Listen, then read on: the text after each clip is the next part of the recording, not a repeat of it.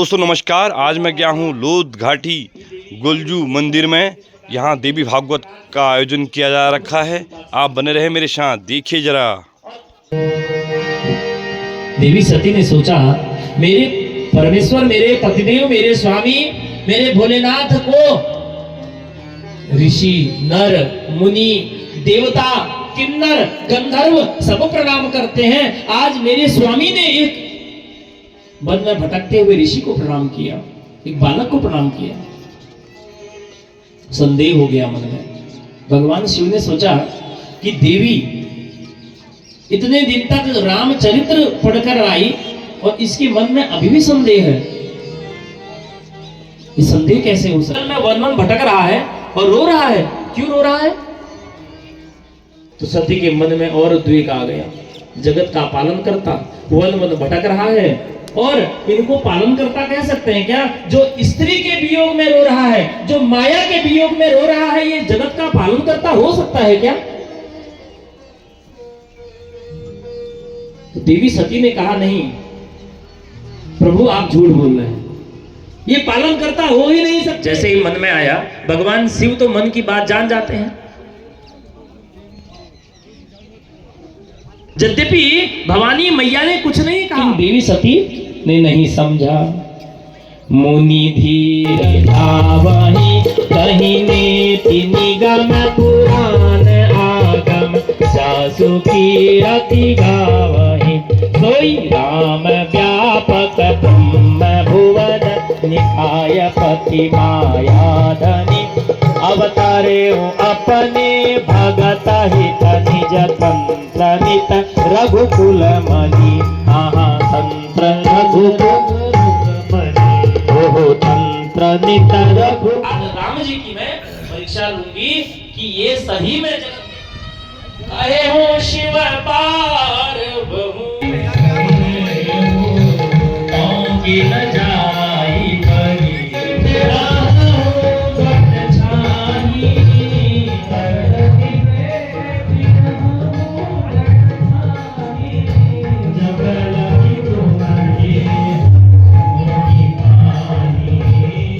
बैठकर ये सब परीक्षा तुम्हारे देखूंगा। अब देवी सती ने क्या किया? आज अपना रूप परिवर्तित कर दिया। कैसे? जय बोलेगी। अच्छा, वो गलगोटी वाला डिस्ट्रिक्ट में पूछो। अरे ना कान देख लो। और जैसे ही माता सीता भोले के पैरों में घुंघरू विराजे, भोले के पैरों में घुंघरू विराजे, भोले के पैरों में घुंघरू विराजे, भोले के पैरों में घुंघरू विराजे, घुंघरू विराजे प्रभु घुंघरू विराजे, घुंघरू विराजे, भोले घुंघरू विराजे। धीरे धीरे घुंघरू, धीरे धीरे घुंघरू बजाने लगे, बजाने लगे। ओ माता पार्वती गौरा नचने लगी, ओ माता पार्वती गौरा नचने लगी।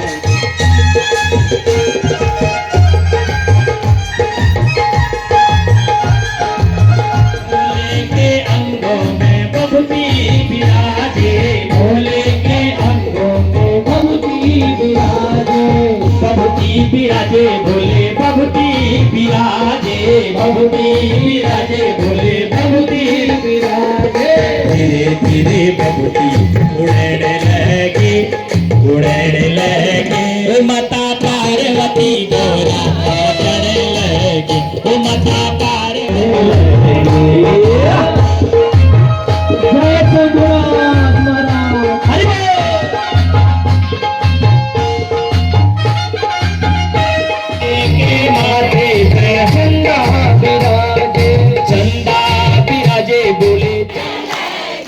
माता पार्वती गौरा है पिछाड़ वाले मिगलाग में दूर पे उनसे थाक गया तुम लोगों ने।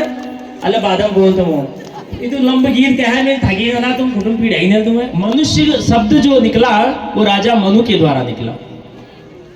सबसे पहले मनु की उत्पत्ति हुई, उससे समस्त मनुष्य बने। एक बार राजा मनु ने भी देवी भगवती की उपासना की है। संपूर्ण मनवंतरों में जिस जिस स्थान पर जिस जिस रूप में देवी जगदम्बा की आराधना की जाती है, अब मैं उसको सुनाना चाहता हूं। वो ऐसी भगवती देवी हैं जो समस्त मनोरथ को सिद्ध करती हैं। आप भगवती के विराट रूप का वर्णन कीजिए प्रभु, जिसको सुनकर नारद भगवान पृथ्वी पर विचरण करते करते करते श्रीमन नारायण नारायण का जाप करते करते करते बैकुंठ लोक जा पहुंचे, जहां भगवान विष्णु जी का वास है। उन्होंने भगवान श्री नारायण को प्रणाम किया, उनके सामने आसन पर विराजमान हो गए और नारायण से यही प्रश्न किया जो आपने पूछा है। नारद जी बोले, हे देवादिदेव महादेव, हे सद्गुणों से संपन्न परमात्मन, इस जगत का जो आदि कारण है आप उसके विषय में मुझे बताइए। इस जगत को कौन उत्पन्न करता है? ये जगत कैसे आया? इस पृथ्वी कैसे आई? पृथ्वी की उत्पत्ति कैसे हुई? हम लोग इस पृथ्वी पर कैसे आए? की रक्षा करता है कौन? प्रलय काल में कौन इसका संहार करता है? कर्म किस समय किस प्राणी को कैसा फल देता है? किस ज्ञान से उदय होने पर मोह माया का नाश होता है? किसकी पूजा करें, किसका ध्यान करें, कौन सी देवता का कौन सी देवी का पूजन करें, जिस अंधकार में सूर्य के समान ज्ञान का प्रकाश फैल सके। हमारे जीवन में अंधकार है, अंधकार को कौन दूर करता है? गुरु दूर करता है। जिसके जीवन में गुरु है उसके जीवन में प्रकाश है। दो प्रकार का अंधकार है, एक मनुष्य के जीवन के बाहर जो ये भौतिक जीवन में अंधकार होता है, और एक अंधकार हमारे अंदर होता है। अगर हम अपने अंदर के मैल को हटा लें, अपने अंदर के अंधकार को हटा लें, तो परमात्मा को स्वयं दौड़कर आना पड़ेगा दर्शन देने के लिए। और अगर केवल इस तन को साफ करें, मन को साफ नहीं करें, तो लाख साफ कर लीजिए, लाख साबुन शैम्पू लगा लीजिए, भगवान दर्शन देने नहीं आएंगे। कि मैं सृष्टि का विस्तार कर सकूं। जब राजा मनु आए ना, उस समय सृष्टि में कोई नहीं था,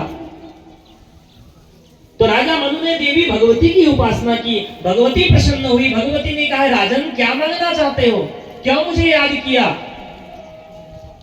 राजा कहते हैं, प्रभु कुछ नहीं चाहिए, मुझे आपकी भक्ति चाहिए और मैं सृष्टि का विस्तार कर सकूं, ऐसा आशीर्वाद दीजिए। देवी बोली कि मेरी कृपा से सृष्टि का अवश्य विस्तार होगा। कोई भी व्यक्ति आपके द्वारा की गई स्तुति का यदि पाठ करेगा, उसकी विद्या बुद्धि सुख संपत्ति का विस्तार होगा। इसीलिए नवरात्रि में या किसी भी पर्व में दुर्गा सप्तशती का पाठ किया जाता है, ब्राह्मण को बुलाकर पाठ किया जाता है। उसे कहते हैं दुर्गा सप्तशती। दुर्गा जी के 700 नाम, सप्तशती 700 शब्द है उसमें। देखते वही अंतर्धान हो गई।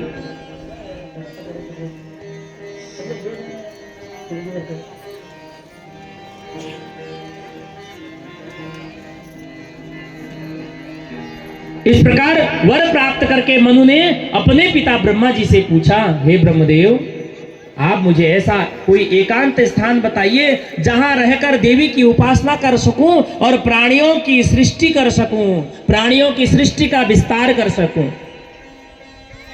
अपने यह पुत्र की बात सुनकर ब्रह्मा जी काफी देर तक विचार करते रहे कि मुझे भी प्राणियों को रचते हुए काफी समय व्यतीत हो गया। प्राणियों को बसाने के लिए कोई स्थान नहीं है।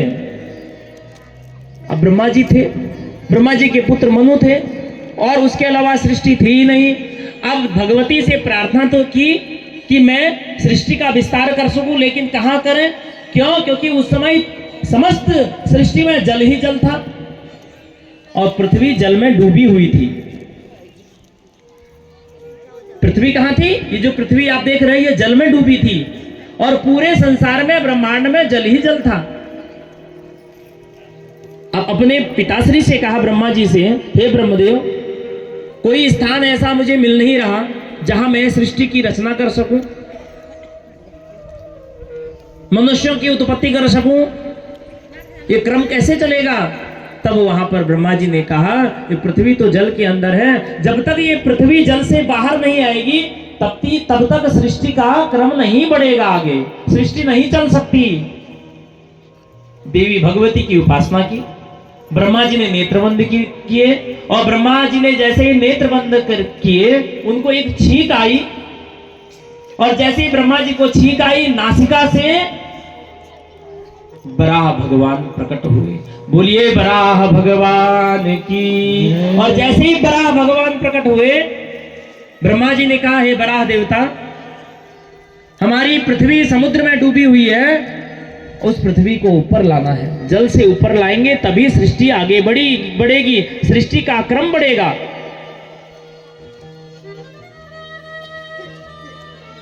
लेकिन एक राक्षस और पैदा, उसका नाम क्या था? हिरणाक्ष। क्या नाम था? हिरणाक्ष। हिरण्यकश्यप का नाम सुना है? कौन थे? प्रहलाद जी के पिताश्री थे। और हिरणाक्ष के जो भाई हैं वो कौन थे? हिरण्यकश्यप। हिरणाक्ष, हिरण्यकश्यप और हिरणाक्ष दोनों आपस में भाई हैं। कि मुझसे युद्ध करने वाला इस संसार में कोई है ही नहीं। क्यों? क्योंकि कोई था ही नहीं संसार में। उसके मन में घमंड था, अभिमान था कि मुझसे लड़ने वाला इस संसार में कोई नहीं है। लेकिन तब तक क्या हुआ? ब्रह्मा जी से आदेश पाकर बराह भगवान पृथ्वी को लेने के लिए जल के अंदर गए, और जैसे ही जल के अंदर गए उधर से नारद जी आए नारायण नारायण करते हुए और हिरणाक्ष के समक्ष पहुंचे। हिरणाक्ष ने देखा कि कोई ना कोई तो आ गया है जो मुझसे युद्ध करेगा। अब उनके पास तो वीणा है। हिरणाक्ष ने कहा कौन है तू, तेरा नाम क्या है? नारद जी ने कहा मेरा नाम नारद है प्रभु। कहा मैं हिरणाक्ष हूं, मैं केवल नारायण का जाप करता हूं, मेरे साथ तुम भी जाप करो। इतना बोला।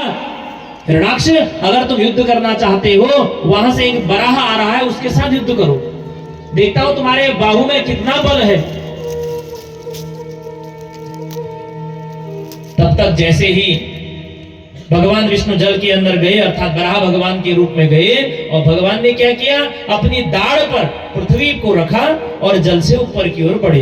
और जैसे ही ऊपर की ओर बढ़े, हिरणाक्ष ने कहा ये पृथ्वी तो मेरी है, तू इसको लेकर कहां जा रहा है? कौन है?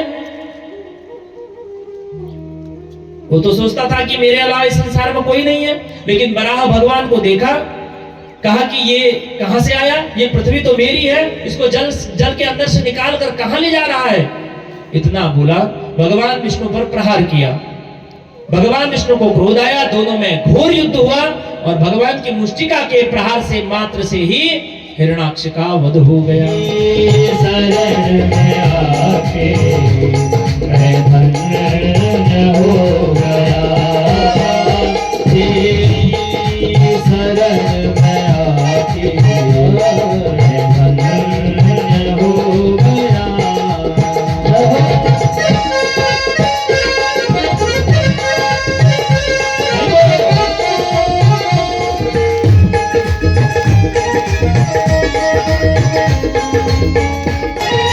दुख में तड़प रहा था प्रभु, मुद्दतों से मैं,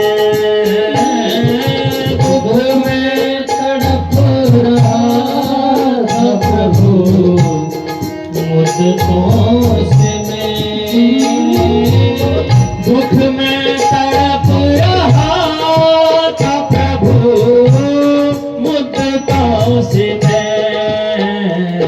एक आपका सहारा, एक आपका सहारा, साकार हो गया, एक आपका सहारा, साकार हो गया। तेरी शरण में आके मैं धन्य हो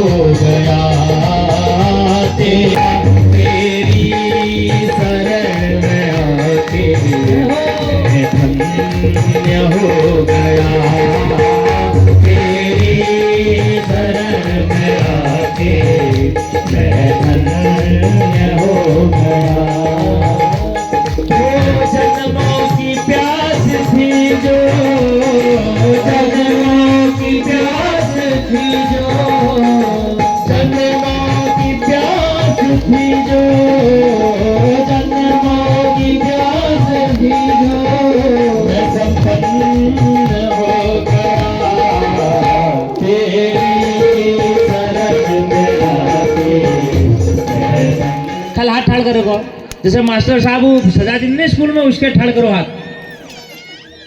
पहले मास्टर साहब सजा दी थी, ये लो योगा थी, और अब रामदेव बाबा हाथ ठड़ करोनी, और सब लोग पार कर जो हाथ ठड़ करनी। बोलिए जय जय श्री राधे। उठा हमें दादी, हमें भूल, हमें बूब, हमें ताऊजी के कुछ हाथ खड़ा कर लियो थोड़ा सा। तुम हाथ खड़े करने का मतलब होता है भगवान में समर्पित हो जाना। मेल जी निकलना ही जा फूली से कण सा तुम्हारा उधार होल अमन होल। जय जय श्री राधे। आवाज नहीं आई जलेबी नेतागिरी नेता मंच है ही नहीं, भाव से मिला किया है। देवी तो वहीं पर विराजमान है। जिस प्रकार से आप भगवान को भोग लगाते हैं और उस भोग को स्वयं खा लेते हैं, ऐसा तो है नहीं कि वो भोग भगवान खा लेते हैं। आपने कभी लड्डू प्रसाद भगवान को भोग लगाया, क्या भगवान ने भोग खाया? लेकिन आपने भाव से समझा। एक बार एक छात्र, बहुत अच्छी बात है, इसको श्रवण करें, ठीक है? श्रवण करने योग्य है। तो गुरुजी ने, शिष्य ने अपने गुरुजी से पूछा, गुरुजी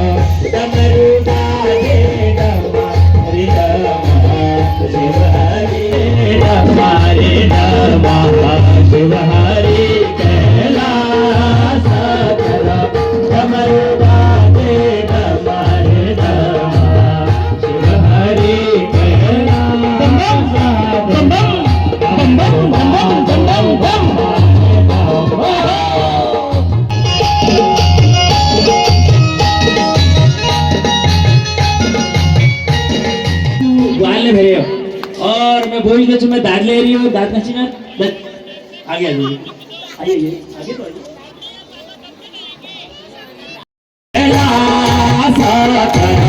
डमरू बाजे डमारे डमा शिव हरि कैलासा करा।